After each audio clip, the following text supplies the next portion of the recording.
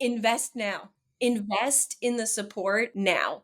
It's, you're putting money behind a lot of people in seats, and that's expensive, and I understand that, but you need people to be there to support your franchisees every step of the way. Hey, everybody, and welcome back to Behind the Franchise. I'm your host, Paul Ehlinger, founder and CEO here at Flamel AI. We're super lucky today to be joined by our friend Leigh Welch. Leigh, welcome to the show. Hey, thanks so much for having me. It's a pleasure to be here. Yeah, no, I really appreciate it. I'm excited to learn more from you and just to have another great conversation with you. Absolutely. Maybe kicking us off, just tell us a little bit about your background and what's kind of led you to what you're doing today with Leigh Welch Consulting and everything. Yeah, so I am the founder and sole employee of Leigh Welch Consulting. And what I do is I help franchisors build out their franchise support structures. So their field operations teams, all the resources that they create to just make sure that their franchisees are hitting profitability and they're successful. And I've spent, I'm afraid to even say this number, but like the last 13 years in the franchising space, wearing a bunch of different operations related hats, from an operator to franchise business manager to, leading franchise business management teams.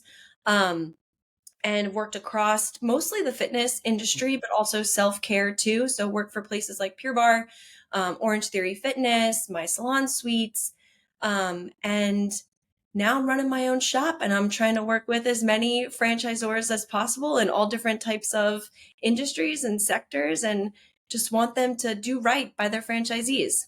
Yeah, that's awesome. I was thinking about this the other day because I actually interviewed Andrea Wita for this show, who is the used to Yes. like do retail over at Orange Theory. Um, there's got to be just like so in tech they talk about the PayPal mafia, which are all the people who spun out of PayPal to start all these other big companies. I feel like Orange Theory is building a similar thing where there was a lot of y'all that were there when they were really going through hyper growth, and now you guys have all kind of spun off to build and work on new cool things. Yeah, it's a lot of people supporting a lot of locations. So there's a lot of us that cross all different business verticals, and some people from that organization from way back when doing some really, really cool stuff today in the franchising, and also like in the just multi-unit corporate owned sector too. So Yeah. Orange Theory helped all of us kind of grow to who we are today. I have a lot of thanks for that thanks to that organization for my Yeah. time there. Yeah, that's awesome. I know kind of in your past you've spent time across, corporate owned locations, franchise locations. Maybe tell me how experiencing both of those worlds has really, impacted how you operate today, how you give advice today, kind of what you do day to day with that. Yeah. Well, when you're working with the corporate owned locations, it's a lot easier to dictate what they need to do versus the franchisees where, you lead the horse to water, but you can't force it to drink. Yeah. So I'd say it's definitely easier working with the corporate owned studios. But it has, by experience, it's been really great to work on the corporate owned side, because that was when I was an operator, Mm. and learning what it's like to be in that position has totally like shaped the way that I work with franchisees and how I worked with franchisees in the past. You have instant credibility when you can say, "Yeah, when I ran my location," Yeah. and then they're like, "Oh, wait, she's done this. She knows what she's talking about. She truly has best practices that she has leveraged and seen work or not work, and Yeah. her advice is going to be more sound because she's been in our shoes." So a lot of the learnings from the corporate side and applying them to the franchisee side to just build credibility, build trust when working with the franchisees. I mean, I if I could go back in time and do something different with how my path and Mm. trajectory was in my career, I wouldn't. Yeah. Yeah, I spent 3 years being an operator, and that has totally laid the foundation for everything else that I've done since then. Yeah, yeah, I know. I think it resonates a lot. So I've been the corollary for my life is I've been on both sides of kind of the venture capital tech startup side.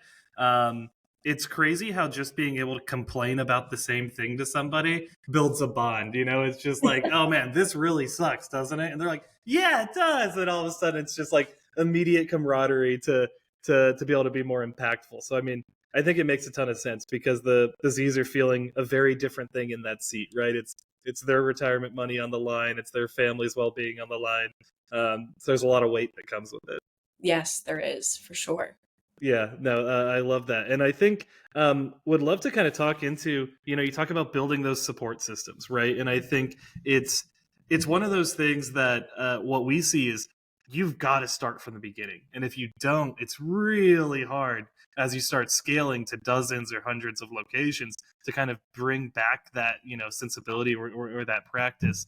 You know, when you're working with early stage brands, what's your advice? How do I get off the ground knowing I'm building a Leigh Welch approved support system for my franchises? Invest now. Yeah. Invest in the support now. It's, you know, you're putting money behind a lot of people in seats, and that's expensive, and I Hmm. understand that, but you need people to be there to support your franchisees every step of the way. Um, when you have people in place who can host, you know, pre-opening trainings and then support the ramping period and then do continuous coaching with them, you're Yeah. going to see your franchisees hit profitability so much quicker. And what I commonly see with franchises and systems that are young and emerging, it's they're so lean. They're trying Mm. to operate really, really lean. And they have this mentality of like, okay, well, when we're at 25 locations, we'll do this. When we then reach 50 locations, Yeah. we'll do this. It's like, why wait? Right. I know money is always an issue, but if you can get the investment to put the money into the field operations Yeah. team and building out the team structure so that you have people to create the resources, maintain the resources, do the coaching, Yeah. go out to locations, be on site, you know, assess brand compliance in person, do all of the things, you will like profitability you will hit it quicker. You will Yeah. get your franchisees to hit it quicker. So I'm always like, let's invest. Let's Yeah. invest in the resources. Let's invest in the people to do the coaching. I think that's really, really important. I'm seeing a lot of that missed because people want to stay lean, and it's totally understandable Yeah. again. But you know, you have to take a risk. You took a risk with creating a franchise. You got to keep the risk taking going. Yeah, the risk is Pay already off. the risk is already behind you once you've made that first decision is kind of how I think about it, right? Like if you've Yes. started a business, you've already invested your social capital, your actual capital, your time, like it's behind you already. Now you just have to optimize. I think, you know, do you see paths where, hey, maybe it's not putting a whole person in, but it's outlining a guide or putting in together resources, like in my mind there's always that like first step you can take that at least sets the tone and kind of builds to, you know, that bigger team. Is that a best practice that you've seen implemented? Definitely a best practice, Mm. but you know, when you build your operations manual and some of the supporting resources, or when you build out your pre-opening training for Hmm. franchisees, I feel like those are all involuntary. Those should be involuntary acts of your, you know, franchisor ship, right? So Yeah. like that is like I don't even consider that step 1. That's like step 0. It You have exists upon the time you exist. Yes, like, it's those are so basic and so standard that it's like breathing Yeah. at this point. You need to take a step above that to really lay out the best support possible Yeah. as quickly as possible. So, yeah, have your manual, but, you know, create the content library that will then Hmm. exist and be franchisee facing and flush it out and, you know, schedule when it gets maintained so that it's continuously updated. And you're not having franchisees looking at something that was created 3 years ago and no one has touched it and it's just Yeah. living. Like, Yeah. so, you know, the guides, yes, helpful, but that's step 0. Like, Yeah. we need to be doing more and giving them more. Yeah, no, I love that. I think bridging off of this, you know, I think support is easy when everything is going right, right? Like if everybody's making money, business support's really easy to do. Building out the systems is really easy. what are your strategies for when, maybe a Z is struggling, right? And it's not going to plan, like, but hey, we still need to implement, we still need to act according to what the system we're building. How do you kind of handle those differences in situation? I mean, I think a lot of it has to do with how you're coaching the Hmm. franchisees. When you have the ones that are struggling, you have to double click into it. What is the data telling us about this location? What are the sales stats for them? Where are we seeing gaps so that we can pinpoint, okay, we need to coach them on how to make calls just to get people to come into the Yeah. location for the first time. Cold calling is awkward. People don't like cold calling. It is awkward, definitely awkward, Just do it and 1,000 times. It stops being awkward, is what I've found. totally, totally Yeah. right. I mean, I'm doing cold messaging and calling myself to franchisors, and it's definitely awkward. But Yeah. once you get one to bite for you, it feels Feels good. And good. yeah, like, I can do this. I can keep going. Makes up for the next 300. It's Yes. I feel like you have to look at the data, you have to double click, and then you have to coach on it. Hmm. And your top performers don't always need a whole lot of coaching, so you Yeah. can put the resources and the time that you have that the top performers free up for you, and you put it into your struggling franchisees and those that are hanging out in the middle that you want to take up to the top. Yeah. But for me, it's all about coaching, and that's how you have to flex your support Yeah, there. it makes a ton of sense, and I think one of the things you talk about frequently, across your content and other places, is kind of accountability in business, and I think you really touch on it here. But there is, like, both sides are accountable to building that business. How do you typically try to enforce that, right? Because I think from one perspective, especially as an early brand, you don't want to be like authoritarian. You don't, it's happy go lucky times. We're all in this together. But there does come a time when, hey, we both have to be accountable to what we agreed to do here. How do you go about that? I mean, I think it's all about performance data Mm, and making sure that at the franchisor level, you are determining, what are the franchisees' KPIs that we need to hold them accountable to? hmm. How do we train them to know what the KPIs are, to understand how to action off of them when they see them that they're not performing at the benchmarks? And creating tools around that as well. And then serving it to them Mm, and holding them accountable through the coaching and making sure that it's regular. And you hope that you can get them to like geek out over their performance data, yeah, and once you know how you're performing and you have that visualization of how you're performing, it's a lot easier to know where to improve your business, or yeah, where you need to put resources. And as the franchisor, helping the franchisee understand that and learn to use that tool, it really just it enforces accountability. You don't always win with it, right, but right. that's always the You're goal. creating the good conditions for a win, right? Yes, yes. Like, let me help you understand the health of your business so that Yeah, you can do it on your own and that we can do it together. yeah. When you're working with folks across those things, I think one of the things I've noticed is people lean into their strengths, right? Like, if they were an accountant before they acquired their franchise, like, you bet their books are going to be great, right? Or like if they were in ops, they're going to make sure they're following every guide. But like if they didn't do sales, they feel awkward, so they kind of stray away from it. If they've never done marketing, they feel awkward about putting content together. I feel that in myself in our business, right? Like, I'm an engineer by trade. I would love to just be in a room, build my things, never talk to people. But obviously, that's not how you build a business, right? Like, and you've got to lean into the weaknesses. How do you help coach franchisees on that stuff, right? Because it is an emotional thing, right? You're getting over barriers of fear and fear of failure and things of that nature. How do you kind of combine that more emotional aspect into the coaching to go with the numbers? Right, right. I mean, as field operations, like, Mm, you have to very quickly understand where the franchisees have their strengths and their weaknesses. yeah.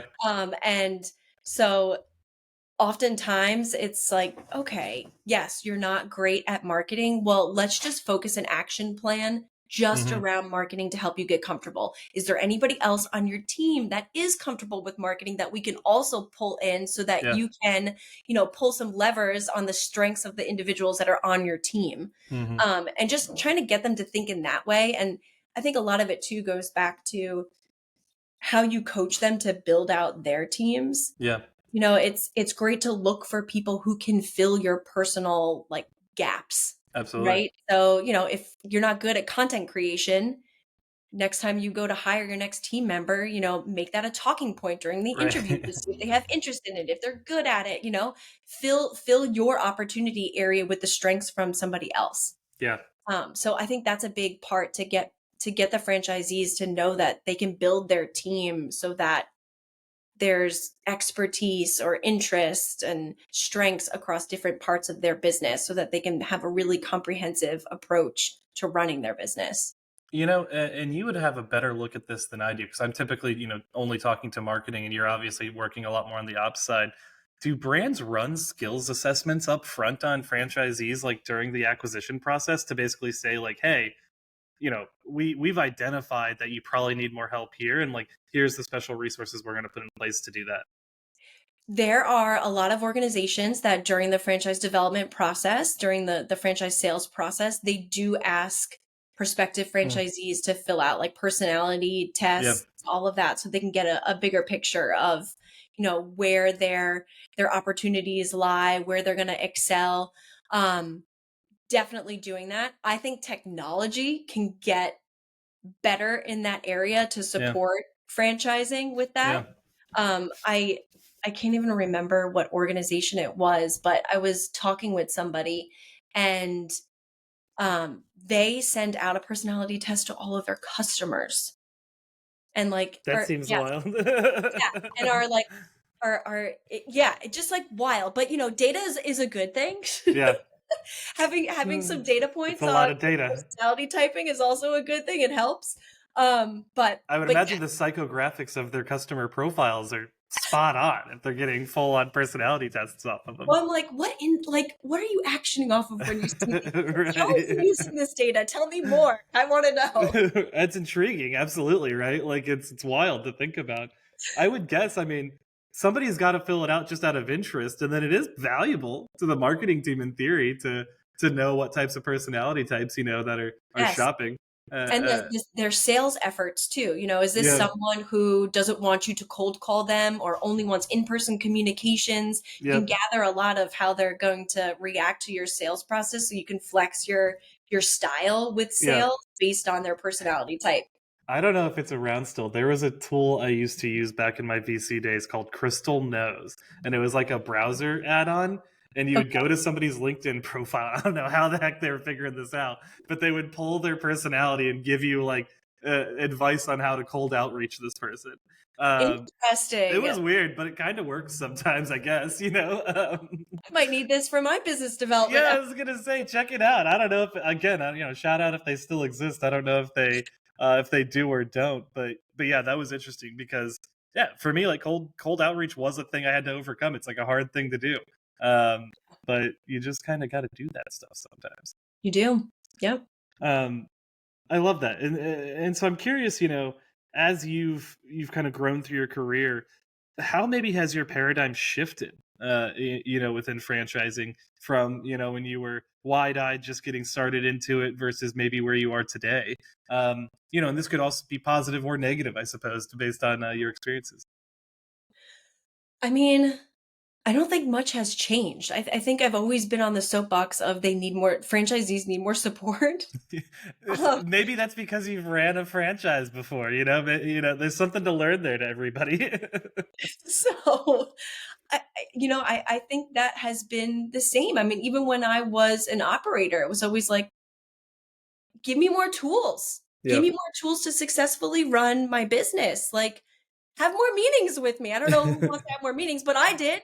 I Yeah. wanted more meetings. Like, let's talk more about like what we're seeing in the numbers and what are the other franchisees doing who are killing it in these metrics. Like, I want to know Yeah. because I want to implement it and try Yeah. it myself. So I mean, I think my paradigm has truly stayed the same. Support, support, support. Yeah. Yeah.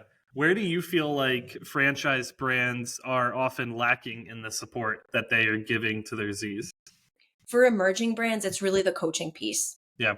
It's really, carving out the time after the pre-opening phase. Usually the pre-opening phase when you're an emerging brand is like it's everything. It's like Hot your and main heavy. Yeah, focus. yeah, yeah. Yeah, you want to get them open, because you need to get more franchises open so that you can start making money. And Yep. it's the hyper focus, and that means that the ramping period like doesn't get a lot of attention. Yeah. And, that is the make or break for your franchise. How quickly can you get your franchisees to profitability? Yeah. And to get them there, you have to handhold them through that ramping period. Whether, that ramp is 6 months, a year, 18 months, however long it takes, Yeah. that's when they need your attention more than any other time.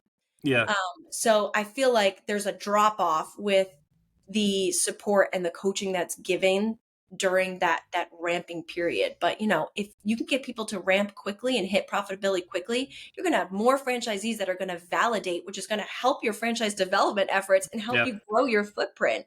Yeah. So you need to help them then, please. Yeah, it makes sense. I mean, it's like with any investment, like in technology, it's like this J curve of like you invest, so you're losing money, you're losing money, you're losing money, and then you make the turn, and you start making money, and it's like that pit of despair sucks, though. Yes.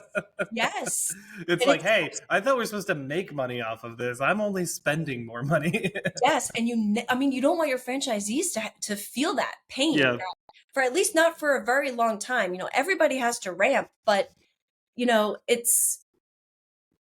it's sad when someone's like, "Well, now I don't know why I invested." And right. so yeah, we need to do a better job of supporting them to profitability. Yeah. Do you Do you see brands like building their team around the specific phases of like their Z's like lifehood? Like, is there there's the onboarding, there's the kickoff, there's the ramp person. It feels like it's probably important enough to kind of guide people through each, almost like 6 months of their growth, right? Yes, definitely there's a strategy that can be leveraged where you have a team that's your, new location Hmm. opening team, and they're taking you from your franchise agreement signing through maybe they are also responsible for that like start of the ramping period, or maybe Hmm. it gets handed off. But there's definitely something to be said for teams that kind of segment their operations folks into pre-opening, ramping, mature, Hmm. because you do systems hit that plateau Yeah. also. And then it's like, Yeah. all right, we need to shake things up. We need a team that knows how to go from the plateau and like elevate. Yeah. So it's all about the phases of the franchise system too. In for an emerging franchise, you're not going to see dedicated people to different phases of the franchisee journey Yeah. because you can't afford it at that Right. point. And then as they get a little bit more sophisticated, they're at the 75 mark. Then you start to see them crafting their team to give Yeah. people areas of expertise to help the franchisees. And then once that plateau hits, usually it's like, got to Yeah. change the whole thing. How Yeah. are we The gonna whole have different strategy. yeah, a transfers team because people are coming up for renewal and we need to transfer ownership. It all changes. So Yeah. there's a lot of ebbs and flows with the strategy of the structure of the operations team and the types of support that they're providing based on, where the franchise system is in its journey and existence. Yeah, it makes sense. And building off of that, like reaching the plateau, some brands reach that sooner than others, and it's because they probably shouldn't have been franchising in the first place. And I know you've talked about that on your LinkedIn a little bit of just like, hey, helping a franchisor decide not to franchise is also a valuable thing to do. Yes. Um, Talk through that. Like, what do you think makes a brand either not ready for it now, or maybe just not ever ready to kind of go down that path of franchising? Because I feel like especially from your angle and your background, you've probably seen a lot of situations where it's like, hey, we need more support, but it's like the support is trying to make up for fundamental flaws that we're already missing, Right. right? Right. I would say if you're looking for a quick way Hmm. to expand and make more money with less risk, franchising is not the answer. Yeah. We're not ready. Yeah. Also, if you think that franchising is going to be the side hustle in tandem with like just operating corporate owned locations, Yeah. you are not ready for franchise. Turns out when you bring more people into the mix, everything gets more complicated. Yeah, franchising, if you're going to do it and do it right, it is full time for everybody that is on your corporate team. Yeah. You know, you can't split with continuing to be an operator unless you have a dedicated sub Dedicated team operating to team. run the corporate Yeah. owned location. So, you know, I come across a handful of organizations that are looking to franchise, and Mhm. I'm having conversations with them, and I'm literally being like, please don't franchise. Like, Yeah. you're not like, don't do it. There's Right. so much, there's more risk. There's legal regulations, and Yeah. there's so much more packed into it, and there's so much work you have to do from a structure perspective, and how much time and effort it requires. It's not a side hustle. Yeah. It's not. It's its Yeah. own thing, its own very big thing. Yeah. No, I mean that makes a ton of sense. I would say. Um, maybe flipping the script a little bit. Kind of talking about the past and what you've seen. What are you excited about in franchising? Like, what trends are you seeing happening? Kind of across anything. Within tech stack, marketing, ops, just the types of brands that are starting to franchise. What's getting you excited about the industry? I'm excited about how technology is really becoming bigger for franchisors, Mm, and how they're leveraging different technologies and different softwares to make things easier to not only run the franchise, but also like provide resources to their mm. franchisees. I mean, not to blow smoke, but AI is like everything right Yep. now in all different Maybe. um even field support. Yeah. It's getting easier to create resources for your franchisees leveraging AI, and to create ticketing systems for support to support the franchisees with like via email. And Yeah. technology is really advancing, and franchises need to stay on top of that as much as possible, because if you are trying to stay lean, there might be a software that can help support that Yeah. today, because AI is so powerful. So I think it's really interesting to like just keep a pulse on that, Yeah. um, and keep like growing your knowledge of what is out there, what could help you, what are the gaps, can you find people to help from a technology perspective fill gaps. So Yeah. Yeah. that's No, I've met the guys building a company called Easy Assist at a couple of the conferences within the industry, and it's a really cool one. It's basically exactly what you're talking about, where they'll take all the documentation, all the support guides you have, and then they train basically an AI support assistant against all of it. love And it. so your Z's, instead of asking you, can go ask this. It'll pull actual information down, and then the really cool thing in my mind they've done is if they don't have an answer from your documentation, they create a support ticket for you and say, hey, we're lacking information on this type of a question. Like, we should build that for the franchisees. So, yeah, I to your point, obviously biased, but I do think AI getting into the space is really interesting because franchising is like behind, in terms of the technology adoption. There is like digital adoption is still happening in some franchises, let alone AI. Um, but it does lead to Chris Stewart at Bloom and Blinds is making this point. He's like, for smaller brands that are using AI, it's an opportunity to leapfrog your bigger competitors because you can move faster, get more done with less people and less spend. So it's a cool opportunity, I would say, in technology in general, but specifically in the space. I love that. Yeah. Yeah. Very cool. You have to. We saw your dog. What's your dog's name? You've My got to dog tell is us. Bago. He's a golden retriever. Okay. Hey, We Becco. we Welcome to the have show. my office, my keyboard over here, who usually snores very loudly throughout all of my meetings during If this. he's not snoring, it's because the episode is so good. We've captured his attention, and he's enthralled by it. So shout out, Becco. I had to, I see a dog, I've got to ask about the dog. Jumping into a section we always like to do, just quick hitting questions. The idea being, hey, 10, 15-second responses Okay. coming off of it. How does that sound? Okay, a little nervous, but A little, okay. Go okay. They're extremely hard hitting. Okay, they are. You're gonna get grilled here. Um, what is something you're passionately learning about right now? Taylor Swift. Okay, I love this. We're gonna have to talk about that later. um, what franchise brand are you most excited about right now? Non-biases towards those you may be working with. Oh, non-biased. Um, I don't have one in particular, but I am keeping my eye on the med spa space. Yeah. There is a lot of movement, emerging franchises in that space. Hmm. And I mean, I just like travel around where I live and I'm like, oh my God, there's another one. Like Yeah. they keep popping up everywhere Yeah. and they're super complex because Hmm. you have like the medical aspect of it. Yeah. And I'm intrigued. So I'm closely watching. Yeah. I love that. What is the best piece of career advice you've been given, and who gave it to you? If you have thoughts, thoughtfully share them. Interesting. I like the nuance And there. yes, and I'm an introvert, so I keep a lot of the thoughts inside Hmm. and don't always like bring them out.